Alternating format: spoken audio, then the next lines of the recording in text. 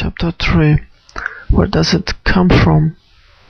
The past has no power over me. Alright, we have gone through a lot of stuff, and we have stiffed through what we thought the problem was. Now we have come up with what I believe is the real problem. We feel we are not good enough, and there is a lack of self-love. From the way I look at life, if there is any problem, then this has to be true. So let us look at where this belief came from. How did we go from being a tiny baby and as the perfection of itself, life, to being a person who has problems and feels unworthy and unlovable to one degree or another? People who already love themselves can love themselves even more. Think of our rose from all the time. It is a teeny bud. As it opens the full flower, till the last petal falls, it is always beautiful, always perfect, always changing. So it is with us. We are always perfect, always beautiful, and ever changing. We are doing the best we can with the understanding, awareness and knowledge we have. As we gain more understanding, awareness and knowledge, then we will do things differently. Mental house cleaning. Now is the time to examine our past a bit more, to take a look at some of the beliefs that have been running us. Some people find this part of cleansing process very painful, but it need to be. We must look at what is there before we can clean it out. If you want to clean a room thoroughly, you will pick up and examine everything in it. Some things you will look at with love, and you will dust them or polish them to give them a new beauty. Some things you see that need refreshing or repair, and you will make a note to do that. Some things will never serve you again, and it becomes time to let those things go. Or magazines and newspapers, and the paper plates can be dropped into the wastebasket. Very calmly. There is no need to get angry in order to clean a room. It is the same thing when we are cleaning our mental house. There is no need to get angry just because some of the beliefs in it are ready to be tossed out.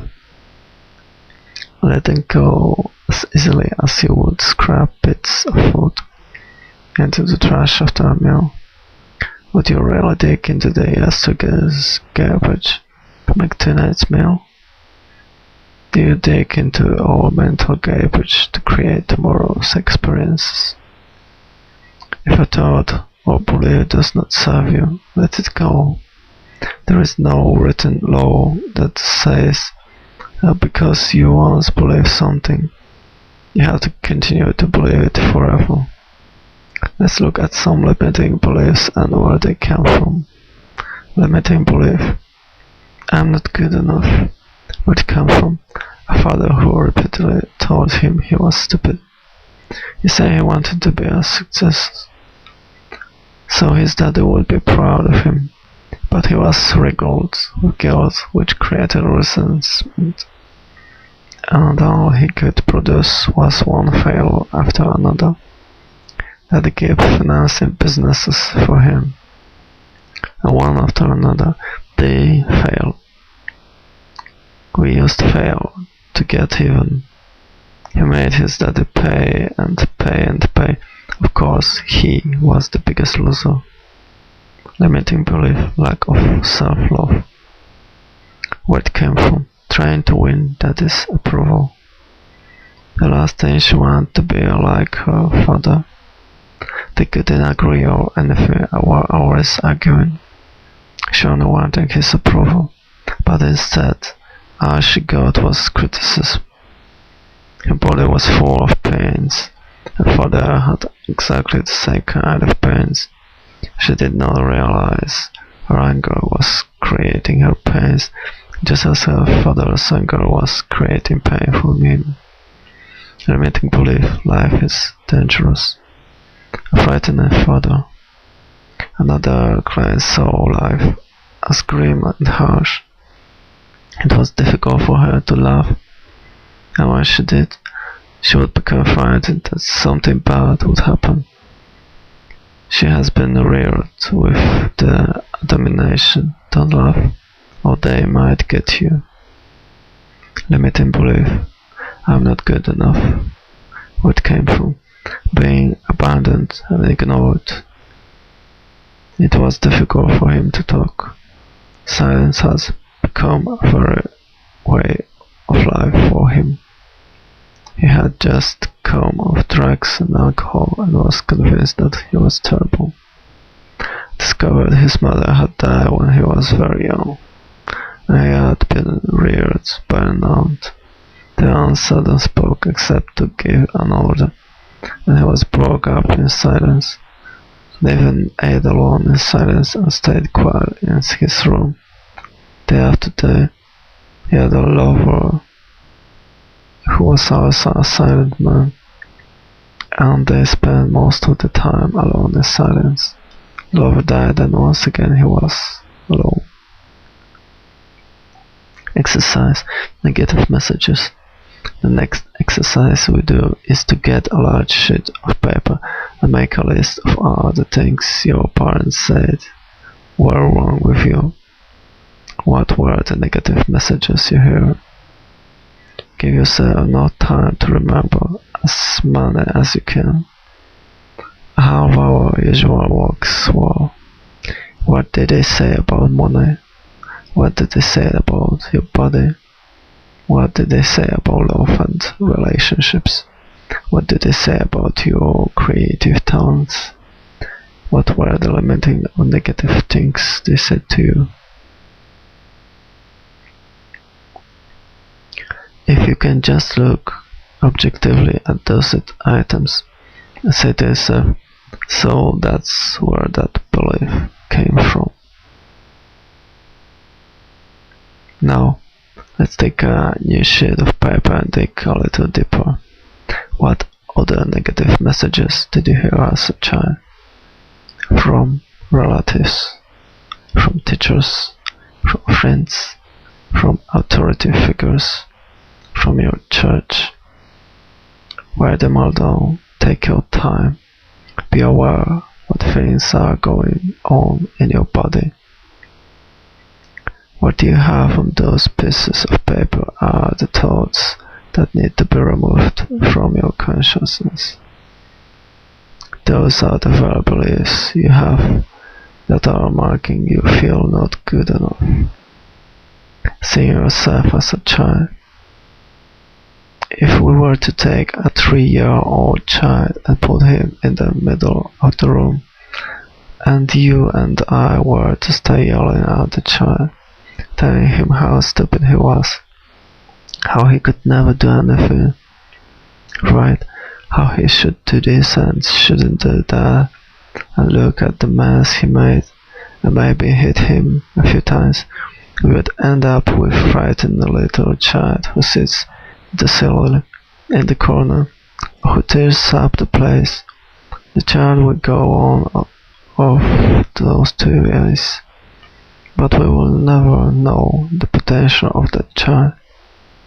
If we take the same little child and tell him how much we love him, how much we care, that we love the way he looks and love how bright and clever he is, that we love the way he does things, and that it's okay for him to make mistakes and he learns, and that we will always be there for him no matter what, then the potential comes out. The child will blow your mind. Each one of us has a 3-year-old child with us, and we often spend most of our time yelling at that kid in ourselves. Then we wonder why our lives doesn't work. If you had a friend who was always criticizing you, would you want to be around that person? Perhaps you were treated this way as a child, and that is sad. However, that was a long time ago, and if you are now choosing to treat yourself in the same way, then it's sadder still. So now, here in the front of us, we have a list of the negative messages we hear as a child. How does this list correspond with what you believe to be wrong with you? Are they almost the same? Probably yes. We base our life script on our early messages. We are good little children and obedient accept what they tell us as true. It would be very easy just to blame our parents and be victims for the rest of our lives. But that wouldn't be much fun, and it certainly wouldn't get us out of our stuck position. Blaming your family. Blame is one of the surest ways to stay in a problem.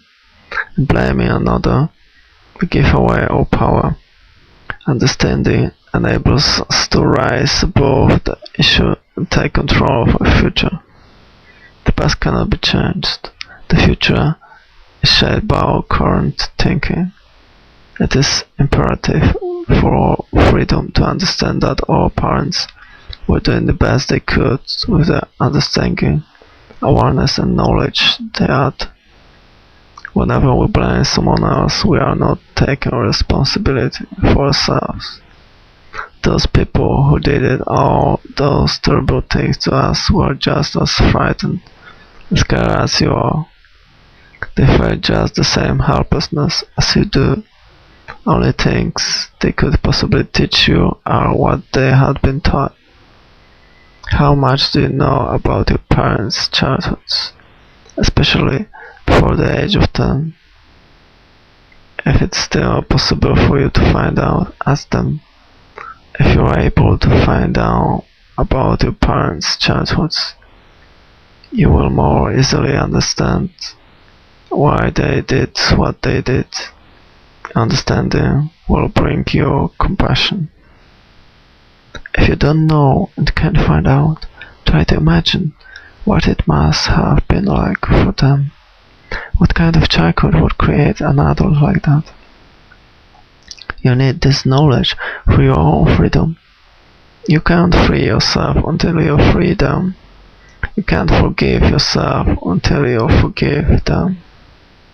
If you demand perfection for them, you will demand perfection from yourself, and you will be miserable all your life. Choosing our parents. I agree with the theory that we choose our parents. The lessons that we learn seem perfectly matched to the weakness of the parents we have. I believe we are all on an endless journey through eternity. We come to this planet to learn particular lessons that are necessary for our spiritual evolution, which is our sex, color, country, and then we look around for the perfect set of parents who will mirror our patterns. Our visits for this planet are like going to school. If you want to become a beautician, you go to beauty school. If you want to become a mechanic, you go to a mechanic school. If you want to become a lawyer, you go to law school. The parents you pick this time around are the perfect couple who are experts in what you have chosen to learn. When we grow up, we have a tendency to point our fingers accusingly at our parents and say, "You did it to me," but I believe we choose them. Listening to others or other brothers and sisters are gods to us when we are little. If they were unhappy, they probably took it out on us physically or verbally. They might have said things like, "I tell you on," for instilling guilt. "You're just a baby, you can't do it. You're too stupid to play with us." Teachers at school often influence us greatly. In the 5th grade, a teacher told me emphatically I was too tall to be a dancer. I believed her and put away my dancing ambitions until I was too old to make a dancing career. Did you understand that tests and grades were only to see how much knowledge you had at a given time? Or were you had a child who allowed tests and grades to measure self-worth? While your friends share their own misfortune about life with us, the other kids at school can tease us and live lasting hours. When I was a child, my last name was Lune, and the kids used to call me lunatic. Neighbors also have an influence, not only because of their remarks, but also because we're asked what will the neighbors think. Think back to the other authority figures who are influential in your childhood, and of course there are the strong and the very persuasive statements made by the advertisements in periodicals and on television. Our too many products also by making us feel we are unworthy or wrong if we don't use them. We are here to transcend our early limitations, whatever they were. We are here to recognize our own magnificence and divinity, no matter what they told us. You have your negative beliefs to overcome, and I have my negative beliefs to overcome.